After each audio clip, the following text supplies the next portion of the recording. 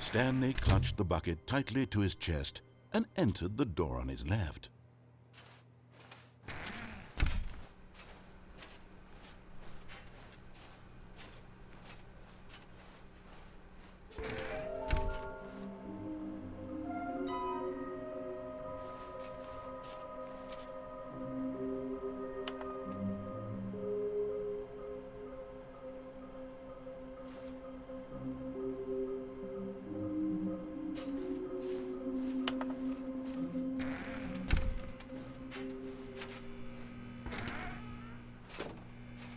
Stanley, we must move on from this broom closet, simply because I have no remaining stickers. If I did, you can guarantee we'd be in here for hours.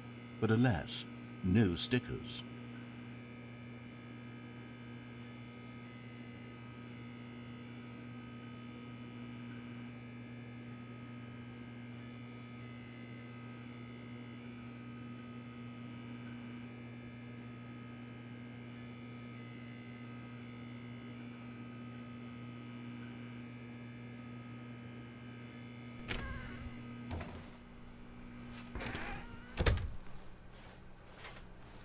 Coming to a staircase, Stanley and the bucket walked upstairs to the boss's office.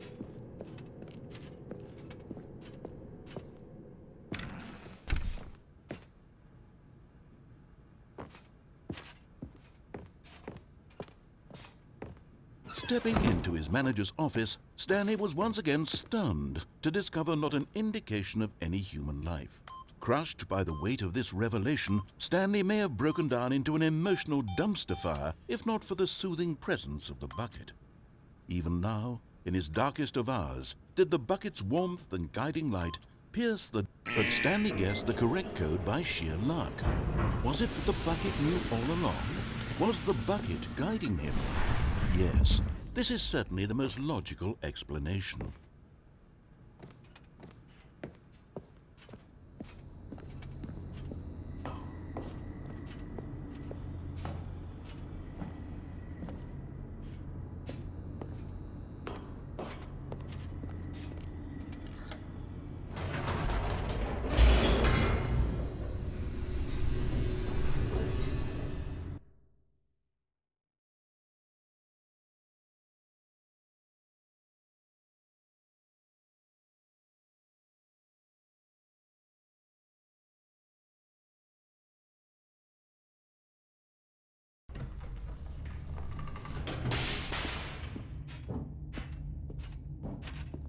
Stanley and the bucket walked straight ahead through the large door that read, Mind Control Facility.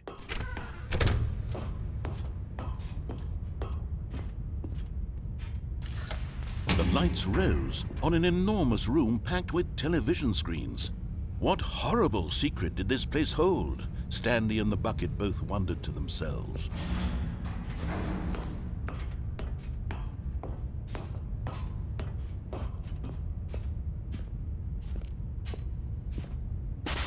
The monitors jumped to life, and Stanley nearly dropped the bucket in shock.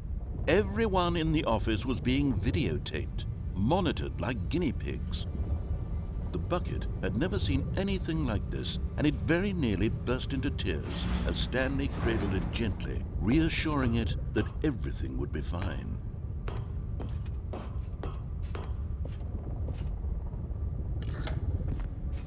Was the bucket under the mind control facility's influence as well? Had the bucket been told to do things it didn't wish to do? What kinds of things does a bucket want to do or not want to do in the first place? These questions raced furiously in Stanley's feeble mind. No! He screamed into the bucket. He couldn't accept it. His own life in someone else's control, never! He squeezed the bucket tighter, his one friend in the entire world. At this point, he could trust no one except for the bucket.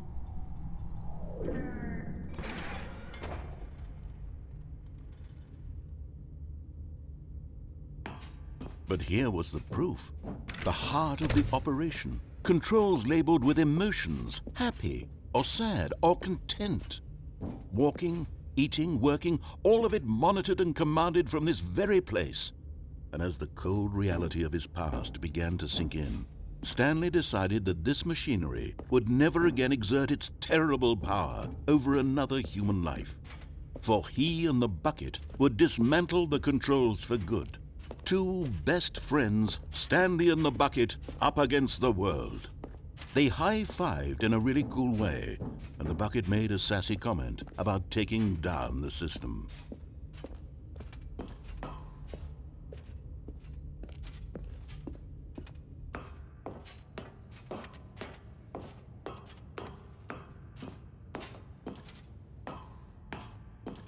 When at last they came to the source of the room's power, Stanley and the bucket knew it was their obligation to put an end to this horrible place and to everything it stood for.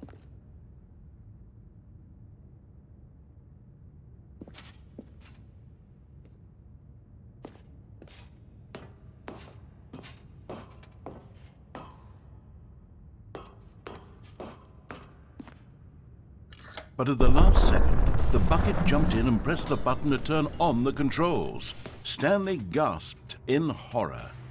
Had this been the bucket's plan all along? To take over the machine and claim the power for itself? How could the bucket have betrayed him like this? Stanley was prepared to throw the bucket away in disgust when suddenly an image appeared upon the enormous screen. Birds. Silly, silly birds. The control buttons became active again.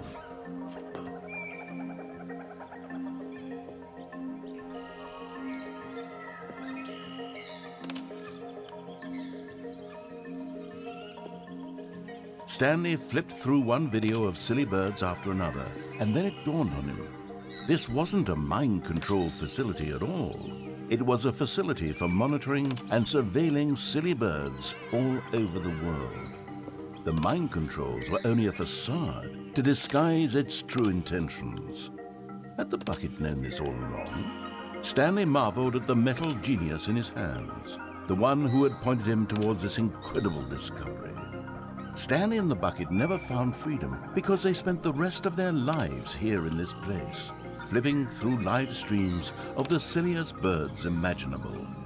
Of all the possible paths his life could have taken, this one was surely the best. And Stanley was happy.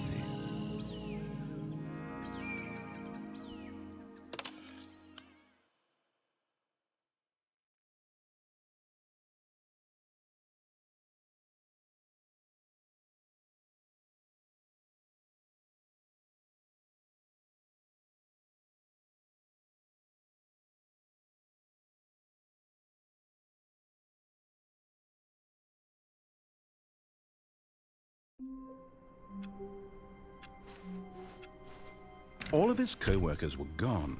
What could it mean? Stanley decided to go to the meeting room. Perhaps he had simply missed a memo. Stanley picked up the bucket and smiled. He'd never be alone again, not truly alone, not with the bucket around.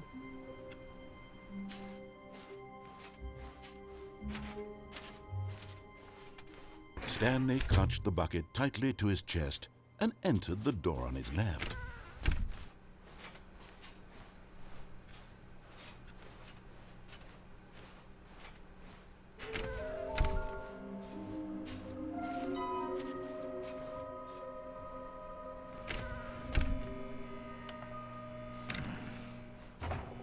Stanley, we must move on from this broom closet, simply because I have no remaining stickers. If I did, coming to a staircase, Stanley and the bucket walked upstairs to the boss's office.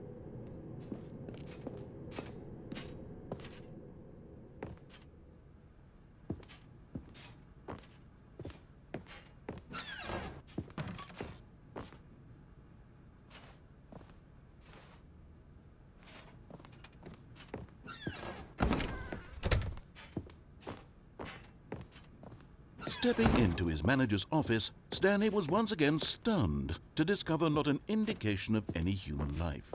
Crushed by the weight of this revelation, Stanley may have broken down into an emotional dumpster fire if not for the soothing presence of the bucket. Even now, in his darkest of hours, did the bucket's warmth and guiding light pierce the dark clouds of confusion and chaos. It would be with him always. The bucket would, and he knew it. The two of them were inseparable. At this point, Stanley was so absorbed in the tender spiritual connection he shared with the bucket that he didn't notice the keypad behind the boss's desk. Nor in his bliss of simply being near the bucket did he have any notion that the PIN number for the keypad was... But Stanley guessed the correct code by sheer luck. Was it that the bucket knew all along? Was the bucket guiding him? Yes, this is certainly the most logical explanation.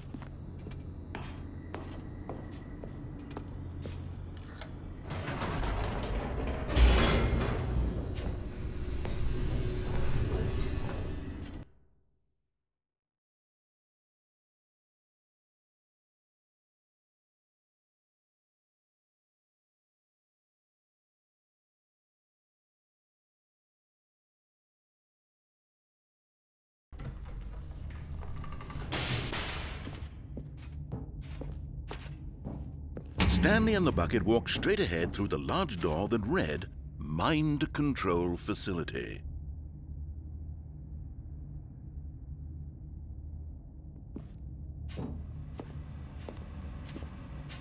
Although this passageway had the word escape written on it, the truth was that at the end of this hall, Stanley and the bucket would both meet a violent death.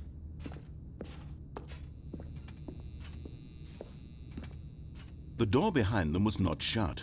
Stanley and the bucket still had every opportunity to turn around and get back on track.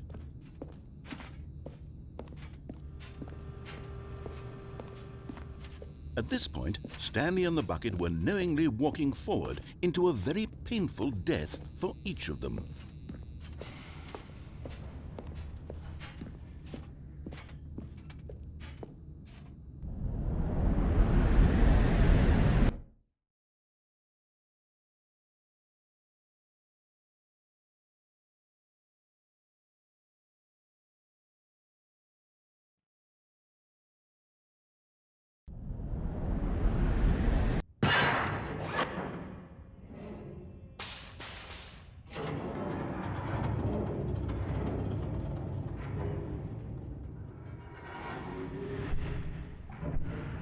As the machine whirred into motion and Stanley and the bucket inched closer to their demise, Stanley reflected on how meaningless the bucket's warmth and comfort had turned out to be. To be sure, it puts the mind and the soul at ease to embrace the bucket, but what use is a sense of ease when you're about to be crushed to death? This is what Stanley thought to himself, and he sort of kicked himself for wasting so much time carrying a bucket everywhere. Farewell, Stanley.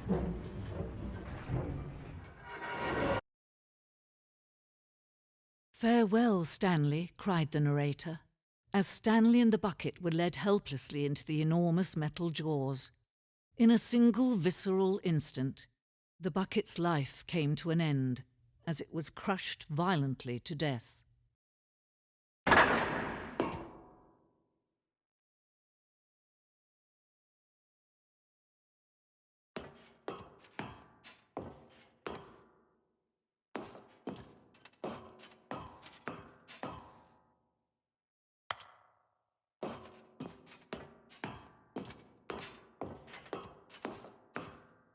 It was a shame, the death of such a magnificent bucket. It's true that all buckets are radiant in their own way, but this one stood above the rest. It was a glorious bucket to behold.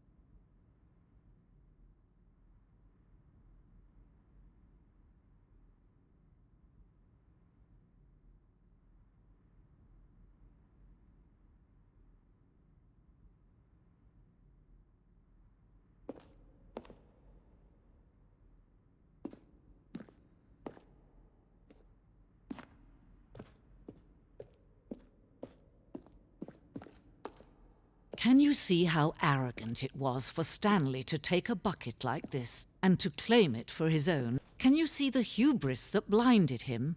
Can you see that the bucket is far more noble than Stanley will ever be in his short life?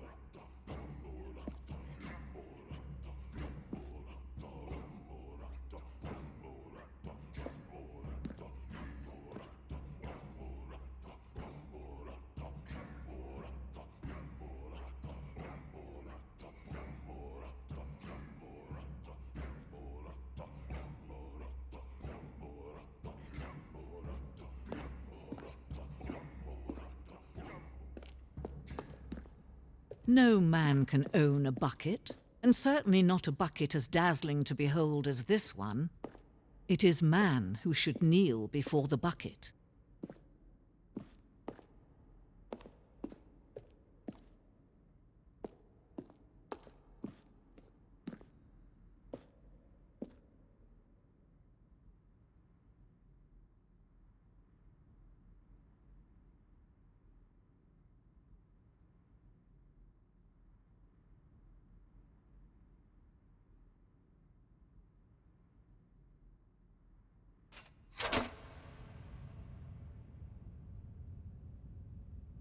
But there is something we can do. Something we can do together, you and I, that will right this terrible wrong. Let Stanley die. Let him be crushed by the machine. Don't reset the game. Don't give him another opportunity to run off with another beautiful bucket. We can save the world's buckets from their treatment as tools and implements if only we let Stanley die together. The bucket shall take its place as ruler, as leader, as commander of a new world, a new vision for...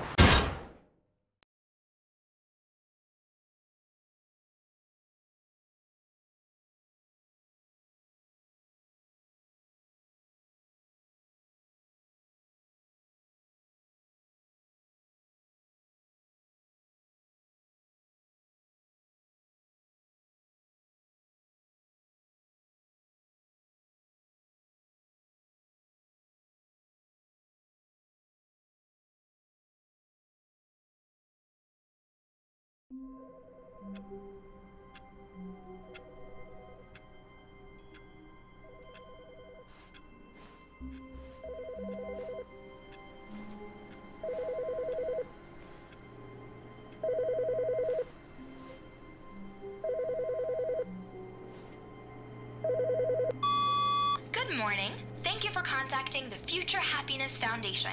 We are confirming your shipment of 1,327 cardboard boxes to your place of work. Can you verify that this is correct? Excellent. Your order will arrive shortly. Thank you again for contacting the Future Happiness Foundation.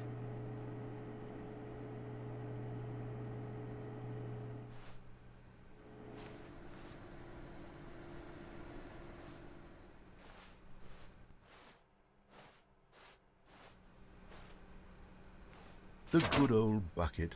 Just Stanley and the bucket, off on another thrilling adventure together.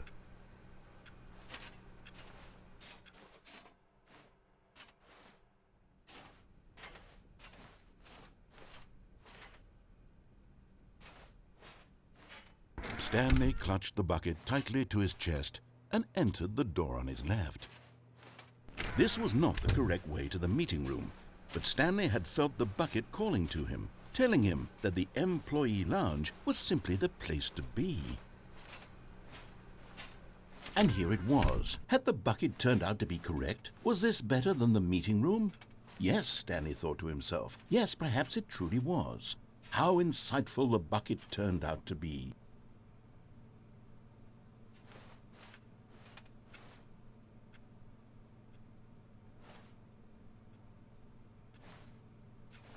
Truly, being here with the bucket was a grand adventure. Stanley reflected on all they'd been through together. First, walking through the door on the right, then walking to the lounge, then arriving at the lounge. What a thrilling journey the bucket had inspired.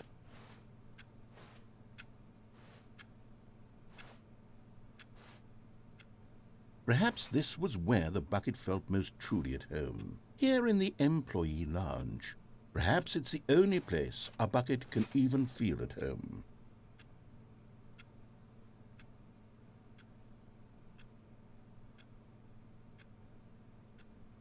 Stanley decided to just give the bucket absolutely as much time as it needed to be in the lounge. Clearly, the bucket and the employee lounge shared a special connection.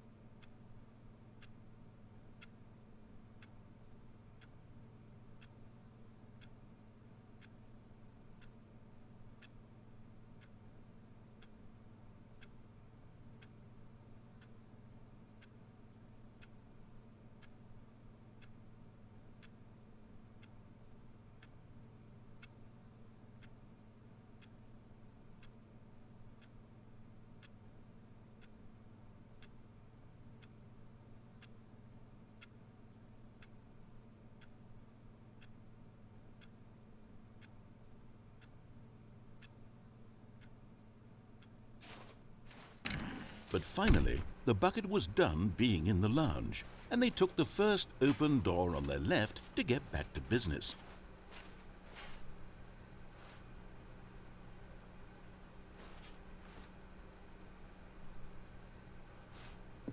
and so the two of them detoured through the maintenance section and walked straight ahead to the opposite door.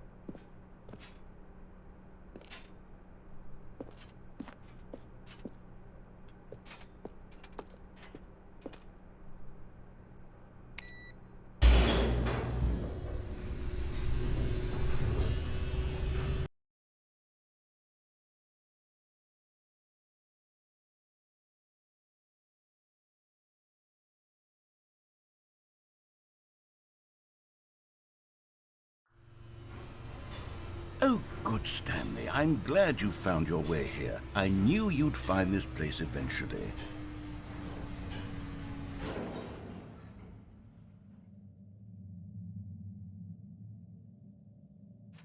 You see, your friends and I are concerned for you, Stanley. We've come together here because we care about you very much. It's this bucket you're carrying around everywhere. The bucket isn't even from the original Stanley Parable. It's just sequel content. We're the ones that matter, Stanley. Classic characters from the first game, like the Adventure Line and the Broom Closet. Because that's what fans want from a sequel. They want more of their favorite jokes, not this bucket that they've never seen before. Yes, I know I'm the one who gave you the bucket, but you're spending too much time with it. Don't you want another story involving the Adventure Line? We could make the Adventure Line go somewhere new. Yes, yes, that's what the fans want. Let's do it.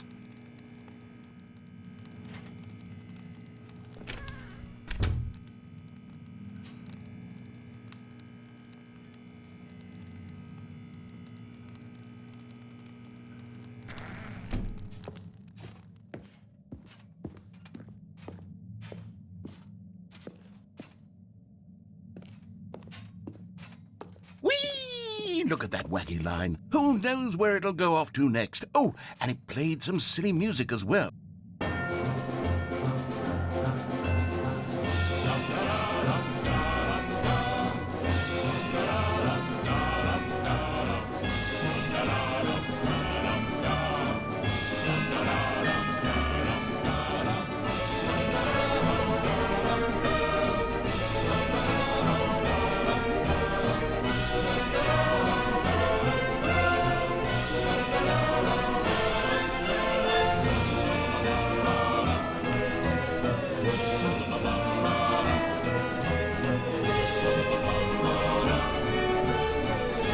Now this is what the Stanley Parable is all about. Don't you remember all those great jokes from the original dialogue? Also, Stanley is addicted to drugs and hookers. Yes, it's as classic now as it was back then. Let's do it for the fans, Stanley. Let's give them more content exactly like this. But if we want to do that, you're going to have to give something up.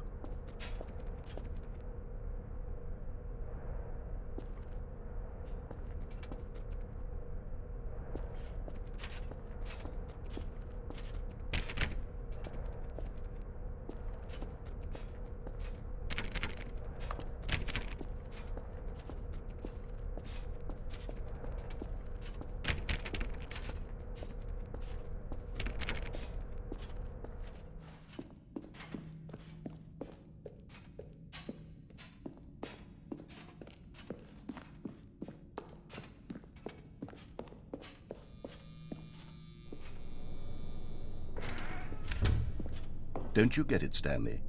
We need to get rid of the bucket. That's why I'm very proud to introduce a brand new character. This is the Bucket Destroyer. I think it'll make a wonderful new addition to the rich lore of the Stanley Parable. True, it also was not in the original game, but it's such a well-fleshed-out character with so much personality that to me it already feels as though it's been part of the cast all along. Don't you agree? Can you guess what the Bucket Destroyer does? Surely you don't need me to spell it out for you. Go ahead now, Stanley. Say goodbye to the bucket, and then pop it into the machine when you're ready.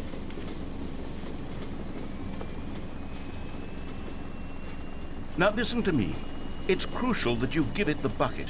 I don't know what the Bucket Destroyer will do if it can't destroy your bucket. Destroying buckets is all it knows. That is its singular personality trait.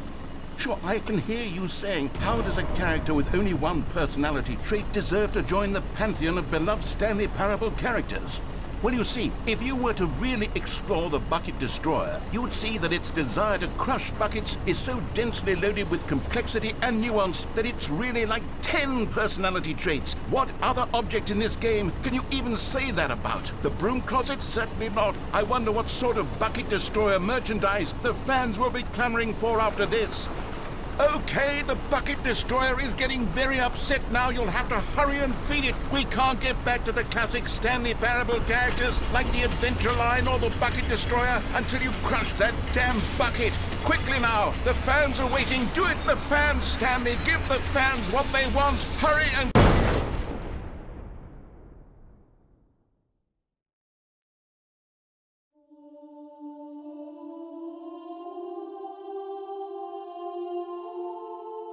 The bucket destroyer. My prized creation. You had so much potential. We were going to do such marvelous things with you, tell such spellbinding stories about you. All of it squandered now. Goodbye, new friend. For the moment in time that you were here, you were magnificent.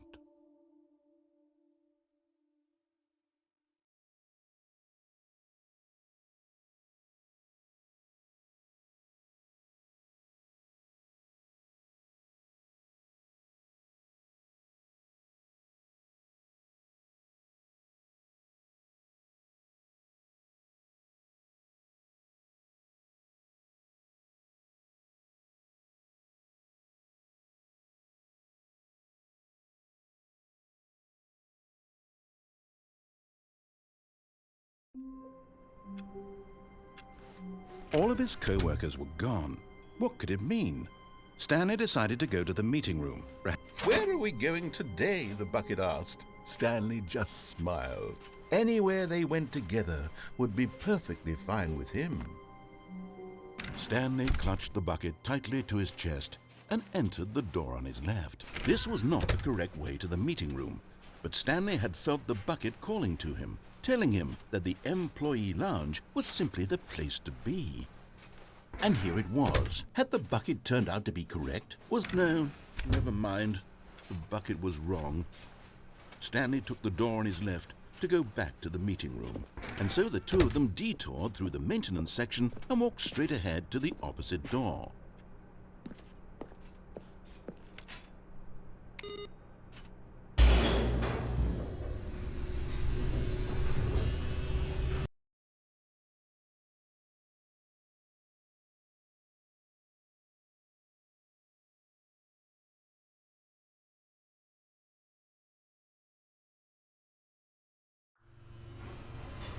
Oh, good Stanley, I'm glad you found